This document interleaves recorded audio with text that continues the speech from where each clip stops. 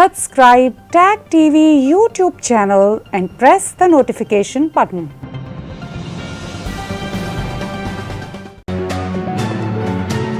YouTube पर tag TV का channel subscribe कीजिए और नोटिफिकेशन का बटन भी दबाइए। किसी किस्म का चैलेंजिंग ज़माना हो, टैग टीवी अपने व्यूज़ और न्यूज़ लाने में देर नहीं करता। आपका तावन भी हमें चाहिए। टैग टीवी को अगर आप स्पॉन्सर्स कर सकें, आप इश्तहार दे सकें, तब भी हम आपके बहुत शुक्रगुजार होंगे। नमस्ते, अस्सलाम वालेकुम। ताहिर गोरा बिलतकल्लुफ़ में आपकी खिदमत में हाजिर है। व्यूअर्स, आज हम बातचीत करेंगे एक बहुत ही ख़ास हस्ती से, जनाब मेजर गौरव आर्या जी से। आप पूरे साउथ एशिया में बहुत जाने जाते हैं, पाकिस्तान में भारत से ज़्यादा जाने जाते हैं, और चाहे फ़ौज की दुनिया हो, चाहे जर्नलिज़म की दुनिया हो, चाहे इंटेलिजेंस की दुनिया हो, और चाहे अपनी ज़ाती विज़डम हो, मेजर गौरव आर्या जी किसी चीज़ से पीछे नहीं हैं। मैं नमस्कार करता हूँ, खुश आमदीद करता हूँ मेजर गौरव आर्या जी का। आपका पाकिस्तान में पुतला जलाया गया, मैं बात यहाँ से शुरू करता हूँ। ये तो जो ऑनर होता है बड़े बड़े लोगों को मिलता है, प्रेसिडेंट ट्रंप को मिलता है, इस तरह के लोगों को मिलता है, तो आपकी क्या फीलिंग थी इस शुभ घड़ी पर? अब मुझे तो समझ में नहीं आया। मुझे जब वीडियो आया तो मैं थोड़ा सा कंफ्यूज था कि ये पुतला मेरा क्यों जला रहे हैं। फिर पता लगा काफी जगह जलाया गया था पुतला, और गधे पर भी बैठाया। तो जब गधे पे बैठाया तो तब मुझे लगा कि हाँ, मैं थोड़ा फेमस हो गया हूँ, क्योंकि सिर्फ जो बड़े बड़े नेता होते हैं इंडिया में उनके पुतले को गधे पे बैठाया जाता है। तो बोला कि साहब आपके पुतले, एक मेंबर ऑफ पार्लियामेंट मुझे मिले, बुजुर्ग आदमी है बड़े, 70-75 साल के। तो मैंने बोला कि सर ये क्या कर रहे हैं पाकिस्तान में? तो उन्होंने मुझे ऐसी करके बोला कि कह रहा बेटा, इसमें ना सियासत में 30-40 साल निकल जाते हैं और लाखों रुपए खर्च करने पड़ते हैं, तब जाके पुतला जलता है, और तुम्हारा मुफ्त में जल गया, तुम परेशान हो रहे हो, तुम खुश हो जाओ। तो फिर यही बात फिर आई गई हो गई सब बात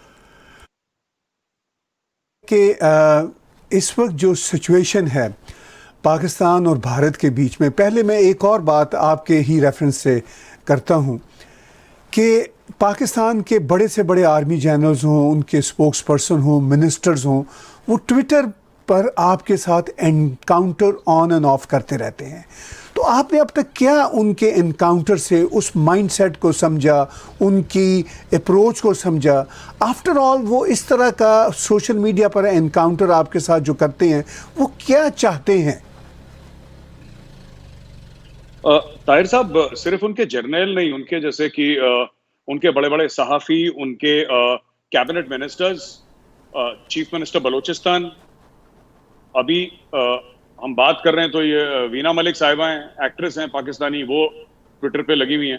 तो इनकी कोई, मुझे ऐसा लगता है कि साहब कोई दुखती रग है जो जिस पे हाथ रख दिया है, जिससे परेशान हो गए।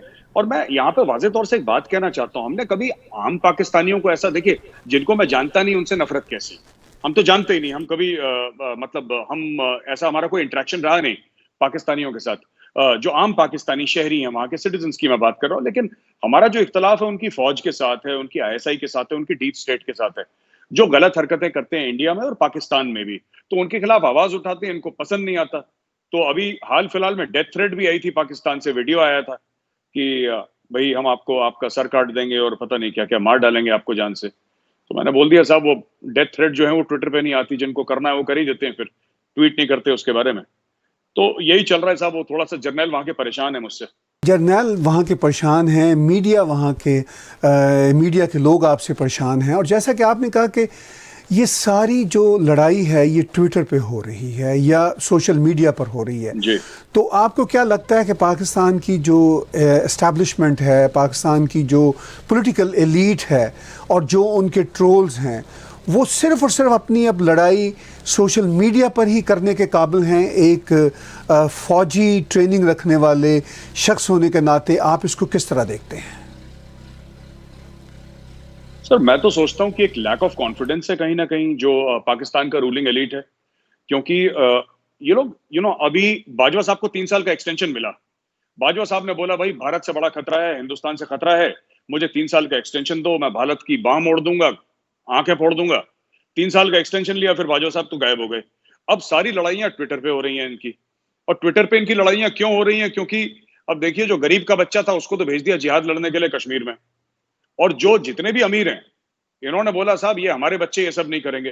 तो पाकिस्तानी फौज लड़ने वाली फौज है ही नहीं, वो लड़ाई नहीं करती। लड़ाई के लिए उन्होंने हाफिज सईद और मौलाना मसूद अजहर जैसे गुर्गे पाल रखे हैं, गुंडे पाल रखे हैं, क्रिमिनल्स पाल रखे हैं, टेररिस्ट पाल रखे हैं, और बाकी अपने मजा करते हैं। तो ये ट्विटर की जो आप बात कर रहे हैं ना ताहिर साहब, ये इनका है एक।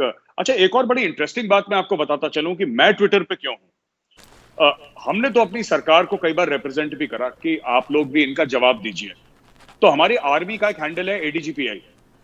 तो मैंने आर्मी में भी रिप्रेजेंट करा as a veteran, as a former army officer, कि आप लोग क्यों नहीं, आईएसपीआर जो है, आप लोग इसका क्यों नहीं जवाब देते।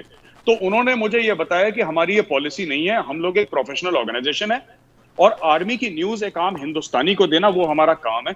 हमारा ये काम नहीं है कि हम वहां पे जाके पाकिस्तानी कोई सीनियर आदमी है, जनरल है या प्राइम मिनिस्टर, उसको ट्रोल करे। We are a professional army, हम ये सब लोग नहीं करते। तो जब मैं बहुत परेशान हुआ तो मैंने एक दो लोगों को इकट्ठा करा, दोस्तों को इकट्ठा करा। तो मैंने बोला अगर हमारी फौज ये सब चीज नहीं करना चाहती तो ऐसी बात नहीं है कि जो आईएसपीआर कर रहा है उसका जवाब नहीं होगा। जवाब हम लोग देंगे बतौर सिविलियंस, क्योंकि अब तो हम फौज छोड़ चुके हैं, तो हम भी सिविलियन ही हैं। तो फिर हमने जवाब देना शुरू करा, और जवाब देते देते पिछले 3 साल से जवाब दे रहे हैं ताहिर साहब, बात इतनी आगे बढ़ गई कि वो लोग पूरी तरीके से परेशान हो गए कि हो क्या रहा है। और यहाँ पे ज्यादा लोग नहीं है, क्योंकि सरकारी तौर पे जैसे वहां पे इंस्टीट्यूशनलाइज्ड है पाकिस्तान में, आईएसपीआर है, आईएसपीआर की एक बहुत बड़ी बिल्डिंग है, उसमें लोग हैं, सिविलियंस हैं। इंडिया में ऐसा कुछ नहीं है। इंडिया में आप देखिए, हमारा जो ऑल्टरनेट हैंडल है, जो आईएसपीआर का, जो हमारा, जो जिसको कहते हैं, जो हमारे यहाँ जो फौज का काम करता है आईएसपीआर, दैट इज कॉल्ड एडीजीपीआई। आप एडीजी के पीआई के 100 ट्वीट्स आप देख लीजिए ताहिर साहब, आप उनके पिछले 100 ट्वीट्स देख लीजिए और आईएसपीआर के 100 ट्वीट्स देख लीजिए, आपको पता लग जाएगा। आप तो बात कर रहे हैं आईएसपीआर के 100 ट्वीट्स के कंपैरिजन विद भारतीय आर्मी के कंपैरिजन के साथ। आप पाकिस्तान के प्राइम मिनिस्टर को देख लें, वो खुद एक ट्रोल का दर्जा रखते हैं। हर दूसरे रोज़ वो कोई ना कोई ऐसी फ़नी बात कर रहे होते हैं, मैं उसको फ़नी कहूँगा, जिसको दुनिया बिल्कुल अहमियत नहीं देती। तो आपने ये भी बताया कि पाकिस्तान की आर्मी के मुकाबले में भारत की आर्मी तो कभी इस तरह की बात का जवाब ही नहीं देती। इस बात का एहसास पाकिस्तान की आर्मी, फौजी जनता, पॉलिटिकल जनता या एस्टैब्लिशमेंट के जो ख़ास लोग उनको होता है कि ये हम क्या कर रहे हैं? चूँकि आपकी बहुत इनसाइट है इन चीज़ों पे, क्या कभी उनके यहाँ ये एहसास होता है? नहीं ताहिर साहब, वो अपने हिसाब से तो वो जंग ही लड़ रहे हैं। वो चाहे ट्विटर पे बैठ के उड़ रहे हो हवा में, लेकिन वो उनके लिए जंग है। उनको लगता है कि पाकिस्तानी आर्मी ट्विटर पे ही लड़ाई जीतेगी भारत से। वैसे तो ग्राउंड पे नहीं जीत पाई, 4 जंगें हमारी हो गई हैं।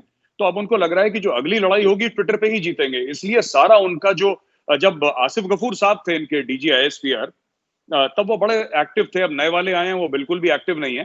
तो उस समय भी जितनी भी भारत को धमकियां देनी थी, या हम तुम्हें सरप्राइज देंगे और अभिनंदन को चाय पिलाई, ये सब एक ही आदमी था। उस आदमी की पोस्टिंग हो गई, आईएसपीआर भी ठंडा पड़ गया। तो बस यही इनका यही चल रहा है। सब ट्विटर पे महदूद है ज्यादातर ना, ट्विटर फेसबुक पे, इससे ज्यादा वहां पे बस का है नहीं कुछ। थोड़ा सा तो मुझे तो थोड़ा सा सरप्राइजिंग भी लगता है ताहिर साहब। नहीं, देखिए बात यह है कि ये कहते हैं कि हम ट्विटर पे जीतेंगे, मतलब अगर ऑफिशियली नहीं भी कहते तो उनके एक्शंस का मतलब यही है। लेकिन क्या ये असल जीत है, और क्या वाकई ये ट्विटर पर जीत रहे हैं? ये दो सवाल हैं ताहिर साहब। मुझे तो खुद अच्छा नहीं लगता कभी कभी जो मुझे करना पड़ता है। आई माई सेल्फ, मुझे लगता है, मैं आज से 21 साल पहले आर्मी में ऑफिसर था, आज भी मेरे रैंक के आगे मेजर है। तो ये सब चीजें नहीं करनी चाहिए, ये मजबूरी है, क्योंकि ये मानते नहीं है एसपीआर वाले। मुझे तो ये नहीं समझ में आता कि इनको शर्म क्यों नहीं आती। आप फौजी हैं, आपने वर्दी पहनी है, आपका काम है अपने मुल्क की हिफाजत करना, ये आपकी पहली ड्यूटी है। ये गल्ले, आप समझते हैं पाकिस्तान में पता नहीं क्या बोलते हैं, गल्ला समझते हैं आप, जो कैश बॉक्स होता है, ये गल्ले पे बैठी हुई फौज है ताहिर साहब। ये गल्ले पे बैठे हैं। आप देखिए, फौजी फाउंडेशन $20 बिलियन का बिजनेस है। आप ये पास्ता बनाती है फौज, ये फर्टिलाइजर बनाती है, ये जिबा करे हुए ईद के जानवरों की खालें बेचती है। तो अब अगर हम इनसे ये एक्सपेक्टेशन करें कि फौज लड़ेगी, तो मुझे नहीं लगता कि अपने मफादात छोड़ के फौज, ये अब लड़ने वाली फौज नहीं रही। जो इन्होंने लास्ट लड़ाई करी थी 99 में कारगिल में, उसके बाद तो साहब इन्होंने कोई एक्शन करा नहीं है। और ये सारा का सारा अपनी जो देश की हिफाजत है, मुल्क की हिफाजत पाकिस्तान की, ये इन्होंने बांट दिए, ये पकड़ा दिए इन्होंने हाफिज सईद जैसे लोगों को। तो अब तो खुद ये काम कुछ करते नहीं है ऐसा। तो मेरे लिए बड़ा डिस्टर्बिंग सा लगता है। ताहिर साहब, किसी ने मुझसे पूछा था, मैंने एक इंटरव्यू में बोला भी था ये कि मुझे बहुत बुरा लगा कि मेरा दुश्मन ऐसा निकला, क्योंकि देखिए आपकी भी पहचान आपके दुश्मनों से होती है। अगर आपका दुश्मन मजबूत हो ना तो आपकी भी इज्जत बढ़ जाती है। कहते हैं कि हाँ, उस पहलवान से इसकी दुश्मनी है तो इस आदमी में भी दम होगा। तो मुझे खुद की भी कभी कभी थोड़ी सी बेइज्जती सी लगती है कि यार मेरा दुश्मन इतना कमजोर निकला, लोग मेरे बारे में क्या सोचते होंगे। तो ये फीलिंग्स आती हैं कभी कभी मन में ताहिर साहब। देखिए, आपने बात की पाकिस्तान आर्मी की जो जंग की सलाहियतें हैं वो 99 तो ज़रा अभी की बात है। 71 में जो हशर हुआ, 93,000 जो आर्मी जवान थे, अफसर थे पाकिस्तान आर्मी के, वो प्रिजनर्स ऑफ वॉर बने। तो ये तो दास्तान लंबी चली आ रही है। इवन 65 की वॉर के बारे में आर्मी के अपने पुराने जर्नैलों का ये मानना है कि हमने वो भी वॉर लूज़ की थी। इस सारी सिचुएशन में चलिए आर्मी को तो एक तरफ रखिए, जो पाकिस्तान की पॉलिटिकल जनता है और ख़ास तौर पर आज के prime minister mister Imran Khan, वो जिस तरह ट्विटर पे ट्रोल करते हैं, वो आपको कैसे लगता है? चूँकि ऐसा नवाज शरीफ में या जरदारी में इस तरह की सूरत हाल नहीं थी। ताहिर साहब, मुझे पता है, मैं इमरान खान के ट्वीट्स पढ़ता हूँ, मुझे बुरा भी बहुत लगता है, क्योंकि बात इमरान खान की नहीं है। अगर Imran Khan as a person करता तो शायद बुरा नहीं लगता। आप देखिए ना, वो 22 करोड़ लोगों को रिप्रेजेंट कर रहा है इमरान खान, चाहे वो सिलेक्टेड ही क्यों ना हो। वो आर्मी की तरफ से सिलेक्टेड हो, लेकिन अब तो वो है बन गया प्रधानमंत्री पाकिस्तान का। ही रिप्रेजेंट्स, जिसको हम लोग कहते हैं ना, वो 22 करोड़ लोगों का, उसको गुरूर अगर नहीं है तो उसको गुरूर होना चाहिए 22 करोड़ लोगों का। जब 22 करोड़ लोग अपने प्राइम मिनिस्टर का ट्वीट देखें तो उनको लगना चाहिए कि यार ये हमारा प्रधानमंत्री देखो, ऐसा होना चाहिए बंदा। ना कि एक ट्विटर का ट्रोल जिसको कि फिर लोग आते हैं, फिर उसको गालियां भी सुनाते हैं, ये भी करते हैं, वो भी करते हैं। फिर पब्लिक लाइफ में चलता है ये सब। लेकिन मुझे लगता है कि इमरान खान साहब ने थोड़ा सा ज्यादा कर दिया। मतलब बहुत ज्यादा उन्होंने ट्विटर पे, ग्राउंड पे परफॉर्मेंस नहीं है उनकी। अब देखिए, मोदी साहब ने, उन्होंने करीब 100 ट्वीट करे होंगे मोदी साहब के खिलाफ। मोदी साहब का एक ट्वीट दिखा दीजिए जिसमें मोदी साहब ने जवाब भी दिया हो, क्योंकि नरेंद्र मोदी जी जरूरत नहीं समझते कि वो जिसको हम हिंदी में कहते हैं, पता नहीं उर्दू में क्या कहते हैं, वो जरूरी नहीं समझते कि उनके मुंह लगे, तो इसीलिए वो जवाब नहीं देते उनका। वो तो खैर ठीक करते हैं प्राइम मिनिस्टर नरेंद्र मोदी। उनको इन छोटे छोटे पैटी इश्यूज पर क्या मुंह लगना, और ये मैटर नहीं करते। अब मैं आपके एक जर्नलिस्ट की कैपेसिटी के हवाले से ये जानना चाहता हूँ कि आप एक वाइब्रेंट जर्नलिस्ट के तौर पर काम कर रहे हैं, तो क्या फ़र्क आपने महसूस किया जब फ़ौज पे आप लड़ा करते थे, अब एक और महाज पे हैं, ऐसा महाज जिसमें नैरेटिव्स की जंग है, आइडियाज़ की जंग है, और उसके साथ साथ बहुत ज़्यादा फेक न्यूज़ का और करेक्ट न्यूज़ का झगड़ा चल रहा है। तो उसको आप अगर पाकिस्तान और भारत के कॉन्फ्लिक्ट्स के कॉन्टेक्स्ट में देखें तो वो कैसा दिखता है आपको?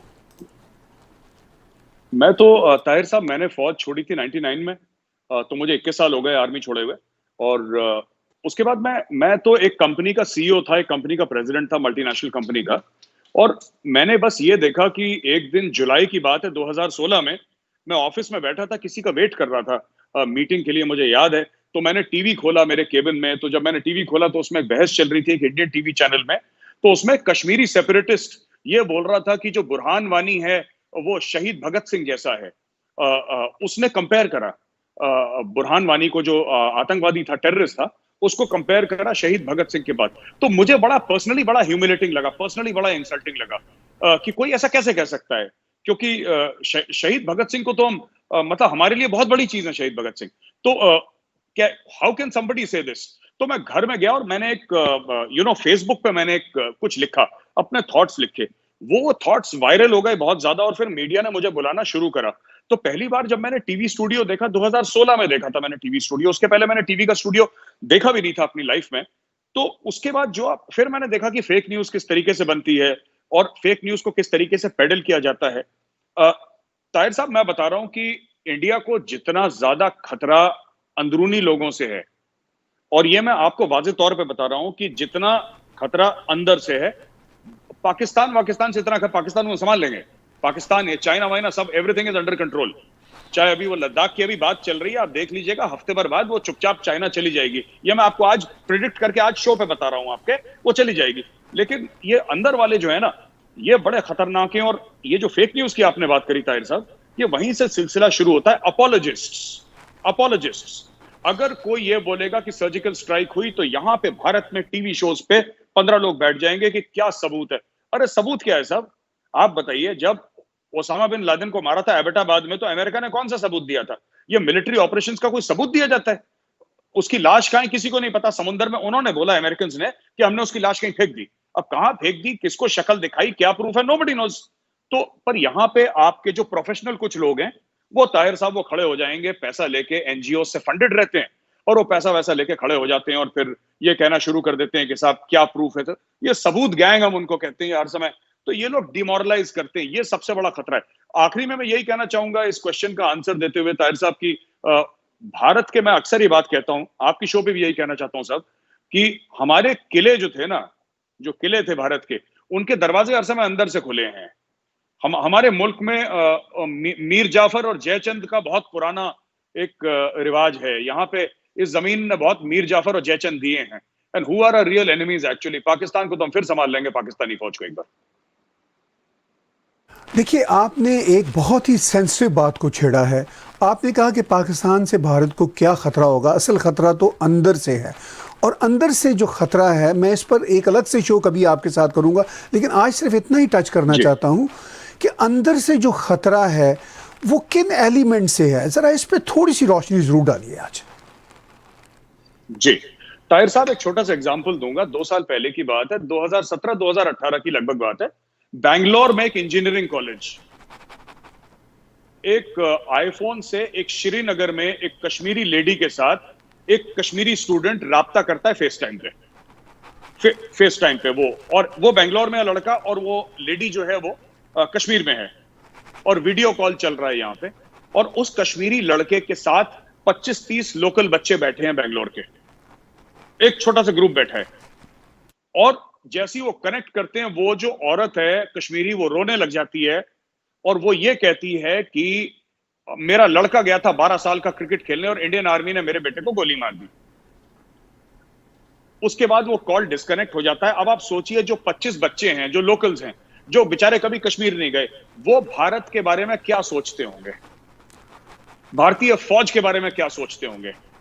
तो ये ऐसा जो चल रहा है, ये कौन करता है मैं आपको बताता हूं। ये टीवी चैनल्स हैं, ये कुछ न्यूज़पेपर्स हैं, हमारे यहां कुछ वेबसाइट्स हैं, हमारे पास खास एनजीओज हैं, हमारे पास कुछ खास बंदे हैं जो पेड हैं। आप एक बात बताइए, कोई टीवी चैनल, में नाम नहीं लेना चाहता, एक टीवी चैनल है जो बिल्कुल, जिसको कोई नहीं देखता, उसकी व्यूअरशिप 0 है, उसने कई 100 एम्प्लॉइज पाल रखे हैं, उसको सैलरी कहां से आ रही है? जब भैया जब आप टीआरपी की रेटिंग्स देखते हैं, it is nowhere, and it is a main stream channel, Hindi में, इंग्लिश में, कोई नहीं देखता उस चैनल को, लेकिन एम्प्लॉइज को सैलरी मिल रही है और सब कुछ खर्चे बढ़िया से चल रहे हैं। तो आप अगर बिजनेस मॉडल देखें, तो बिजनेस मॉडल क्या है? कुछ लोग हैं जो अचानक, आपने अभी देखा होगा, वो अरब से या कहीं से वो प्रिंसेस थी, जो वो इस्लामोफोबिया की बात करी थी, ताहिर साहब आपने सुना होगा। अब एक छोटा सा सवाल है, वो प्रिंसेस आई, तूफान की तरह आई और तूफान की तरह चली गई। अब वो प्रिंसेस कहां है, किसी को कुछ नहीं पता। उसके फॉलोअर कुछ हजार थे, ओवरनाइट उसके फॉलोअर ट्विटर पे कुछ लाख हुए, उसने 4, 5, 10, 15, 20, 25 ट्वीट करे, और ट्वीट करके उसने अपने पैसे लिए और वो गायब हो गई। अब वो प्रिंसेस कहीं दिखाई नहीं देती। जैसे कि इस्लामोफोबिया की जो प्रॉब्लम इंडिया में थी, अचानक ठीक हो गई, 3 हफ्ते के लिए थी, अब वो ठीक हो गई, या कभी प्रॉब्लम थी नहीं, या फिर है लेकिन वो भाग गई, किसी को कुछ नहीं पता। तो ये कई सारी एजेंसीज हैं जो इंडिया में, इसलिए मैं कह रहा हूं हिंदुस्तान को खतरा, देखिए पाकिस्तान से जो भी खतरा है ना, वो हमारी आर्मी संभाल लेगी, उसमें पहले भी संभाल चुकी है, कोई बड़ी बात नहीं है। चाइना को अभी संभाल रही है, आप देख लीजिएगा, मैं भविष्यवाणी आज कर रहा हूं, ये 1 हफ्ते बाद चाइनीज चले जाएंगे वहां से। 1967 के बाद एक गोली नहीं चली चाइना के साथ, 50-55 साल हो गए। लेकिन सबसे बड़ा खतरा ये अंदर के ये जो दिमाग हैं भारत में, जो पैसा लेके, मैं तो इनसे ये कहता हूं, मैं टीवी शोज पे मिलता हूं, मैं कहता हूं यार एक बात बताओ तुम मुझे, अगर तुम भारत के वफादार नहीं हुए, तो तुम अपने माँ बाप बच्चों के किस तरीके से वफादार हो सकते हो? You cannot be loyal, if you cannot be loyal to India, you cannot be loyal to your children. तो इन लोगों का फुल टाइम ऑक्यूपेशन यही है, ये लोग ये काम करते हैं। ये जिनसे आपको अंदर से खतरा है, ये कहाँ से फंडेड हैं? क्या भारत से फंडेड हैं, पाकिस्तान से फंडेड हैं, दुनिया के किसी और इलाकों से फंडेड हैं? और आफ्टर ऑल ये क्या इतने स्ट्रांग हो गए कि भारत को इतना ज़्यादा ख़तरा है इनसे? ये स्ट्रांग नहीं हुए। भारत का जो कॉन्स्टिट्यूशन है अलाउ करता है, जैसे कनाडा का कॉन्स्टिट्यूशन अलाउ करता है, आप अगर कनाडा में हैं तो आप कुछ भी बोलें, तो ये फ्रीडम ऑफ स्पीच के अंदर आता है। अगर पाकिस्तान में होते तो ये ओवरनाइट इनको ऐसा ही गायब कर लेती।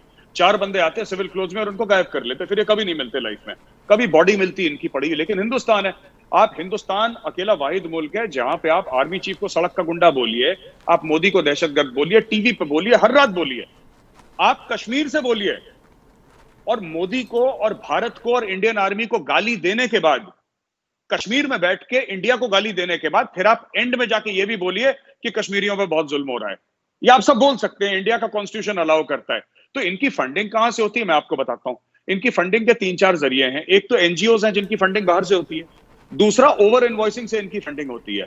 मैं आपको बताता हूं, मैंने 10 टन सेब खरीदे कश्मीर से, राइट? मैंने 10 टन सेब खरीदे कश्मीर से। उसने बोला कि मैं आपको दूंगा साहब 20 रुपए किलो के सेब दूंगा। तो हमारी डील कुछ माना कि फॉर एग्जांपल मैंने बोला कि हमारी डील 5 करोड़ रुपए में तय हुई। 5 करोड़ रुपए में तय हुई। मैंने उसको बोला कि तुम सुनो, तुम 5 करोड़ रुपए मैं तुम्हें नहीं दूंगा, मैं तुम्हें 10 करोड़ रुपए दूंगा। तुम एक काम करो, 5 करोड़ रुपए तुम खुद रखो जो तुम्हारा बिजनेस का पैसा है, 1 करोड़ रुपए अपना कमीशन रखो, 4 करोड़ रुपए तुम वहां पे इस बंदे को दे देना। तो वो बैंक से धीरे धीरे कैश निकालेगा और स्टोन पेल्टर्स में बांटता रहेगा। हवाला के चैनल से पैसा आता है। तो एनआईए ने, देखिए, जब से एनआईए की रेड्स हुई हैं वहां पे कश्मीर में स्टोन पेल्टिंग बहुत कम हो गई है, क्योंकि वहां पे मैं जानता हूं लोगों को। एक लड़का है, मैं उसका नाम नहीं लूंगा, मैं उसको जानता हूं। वो स्टोन पेल्टिंग करवाता है, प्रोफेशनल स्टोन पेल्टर है। He is in Srinagar, professional stone पेल्टर है। 500 स्टोन पेल्टर उसके अंडर में, उसके व्हाट्सएप ग्रुप बने हुए। आप उसको पैसा दीजिए। ये पॉलिटिकल पार्टीज करवाती हैं। ये जो मेजर गोगोई का केस आपने सुना था, आपने जो मेजर गोगोई का केस सुना होगा, जिसने वो गाड़ी के ऊपर बैठाया था, जो इंडियन आर्मी का मेजर था, उस समय में जो साहब वहां पे स्टोन पेल्टिंग हुई थी, जिसमें मेजर गोगोई, वो कोई हुर्रियत की स्टोन पेल्टिंग नहीं थी, वो कश्मीर की मेन स्ट्रीम पॉलिटिकल पार्टी ने स्टोन पेल्टिंग करवाई थी, जिसमें गोगोई वो लोगों को बचा के ला रहा था। तो ये सच्चाई है, सब ऐसे करते हैं ये लोग। मैं बिल्कुल आखिर में आपसे अब ये जानना चाहूँगा कि ये सारे चैलेंजेस अपनी जगह पे जो भारत भी फेस कर रहा है और कुछ चैलेंजेस ब्रॉडर हैं जो पूरा साउथ एशिया फेस कर रहा है। अब पाकिस्तान और भारत का जो कॉन्फ्लिक्ट है वो एक ना ख़त्म होने वाली सूरत हाल है। इस सारी सिचुएशन में क्या आपको कोई होप नज़र आती है कि कभी कोई चीज़ें टोन डाउन हो सके, और ख़ास तौर पर पाकिस्तान से जो प्रॉक्सी का सिलसिला ना ख़त्म होने वाला है, वो क्या कोई इंटरनेशनल प्रेशर ऐसे बन सकते हैं, या पाकिस्तान को अपनी ही जो एक तरह से इकोनॉमिक तबाही हो रही है, सोसाइटी की तबाही हो रही है, उसमें कभी बात समझ आ सकती है कि ये चीज़ें रिजॉल्व होनी चाहिए ट्रू सेंस में? क्या ये होप है कोई आपके पास? ताहिर साहब, सच बोलूं तो मुझे 1% भी होप नहीं है, 1% भी कोई उम्मीद नहीं है मुझे कि भारत और पाकिस्तान में कभी अमन होगा। ये 15-20 साल पहले हो सकता था, लेकिन अब नहीं होगा। अब इसलिए नहीं होगा क्योंकि इंडिया में एक, जिसको कहते हैं ना, एक बिटरनेस आ गई है, एक कड़वाहट आ गई है हिंदुस्तानियों के दिल में। मैं I speak for 99% of the Indians, मतलब उनके मन में पाकिस्तान को लेकर बिटरनेस आ गई है। अब वो ये बात नहीं, एक जमाने में इंडियंस कहते थे कि चलो आप भी आराम से रहो, हम भी आराम से रहते हैं, आप दहशतगर्दी बंद करो, आतंकवाद बंद करो, आप अपनी जगह रहो, हम अपनी जगह रहते हैं। अब वो इंडिया की पूरी पॉलिसी खत्म हो गई है कि आप अपनी जगह रहो, हम अपनी जगह रहते हैं। अब इंडिया ये कहता है देखो, तुम्हें जो करना है तुम करो, ठीक है। अब इंडियन गवर्नमेंट का और इंडियन पीपल का एक सिंगल एम है, आज नहीं तो कल, नहीं तो 10 साल के बाद पाकिस्तान ऑक्यूपाइड कश्मीर और गिलगिट बाल्टिस्तान पाकिस्तान से अलग होगा। एक ट्राइड एंड टेस्टेड मॉडल है बांग्लादेश का हमारे पास, ट्राइड एंड टेस्टेड मॉडल है। पार्लियामेंट में हम लोगों ने रेजोल्यूशन पास कर दिया था बहुत पहले, मोदी सरकार ने डिक्लेयर कर दिया, ये हमारा इंटेंट है, मुंह पे बोल चुके हैं पाकिस्तान को। कोई पाकिस्तान कल ये ना बोले कि साहब हमारे साथ साजिश हुई है। साजिश तो होती है चुपके से, पीठ पीछे साजिश होती है। ये तो खुला हम बोल रहे हैं टेलीविजन स्क्रीन पे कि करेंगे, तो इसमें कोई साजिश नहीं, और ये होने वाला है। मुझे जीरो उम्मीद है ताहिर साहब, मुझे कोई भी उम्मीद नहीं है। जब पाकिस्तान के हिस्से होंगे 4, तब जाके अमन होगा, उसके पहले अमन नहीं होगा।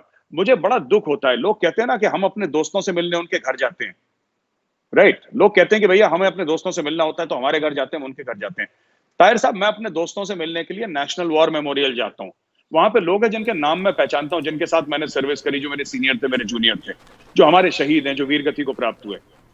तो ऐसे ही हिंदुस्तान में हजारों परिवार हैं जिनके बच्चे, जिनके बेटों का, भाइयों का, पतियों का नाम वहां पे लिखा हुआ है।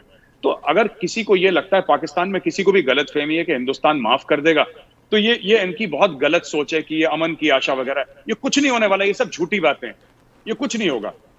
अंत में अमन होगा हिंदुस्तान पाकिस्तान के बीच में, लेकिन ये तब होगा जब पाकिस्तान के टुकड़े होंगे और जब गिलगित बाल्टिस्तान और पीओके भारत का हिस्सा होगा, तब अमन होगा, उसके पहले नहीं हो सकता। बहुत बहुत शुक्रिया मेजर गौरव आर्या भाई, आपने बहुत खरी खरी बातें की एज यूजुअल, जैसा कि आप हर फ्रंट पे करते हैं। हम इच्छा रखेंगे कि किसी दिन आपके इन विचारों को और तफसील के साथ जाने और सुने, क्योंकि आपकी वो बातचीत है जो हम सुनना चाहते हैं। एक बहुत बड़ा पर्सपेक्टिव है और आप एक्सपर्ट्स भी हैं इन सारी चीज़ों पे। मैं एक बार फिर बहुत बहुत धन्यवाद हूँ और बहुत शुक्रगुजार हूँ आपका। थैंक यू ताहिर साहब, थैंक यू।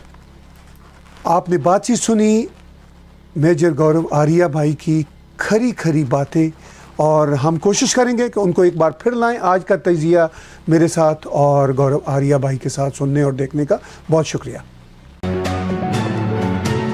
YouTube पर टैग टीवी का चैनल सब्सक्राइब कीजिए और नोटिफिकेशन का बटन भी दबाइए। किसी किस्म का चैलेंजिंग ज़माना हो, टैग टीवी अपने व्यूज़ और न्यूज़ लाने में देर नहीं करता। आपका तावन भी हमें चाहिए।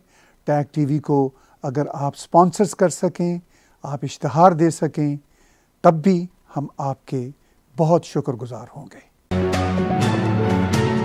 Subscribe Tag TV YouTube channel and press the notification button.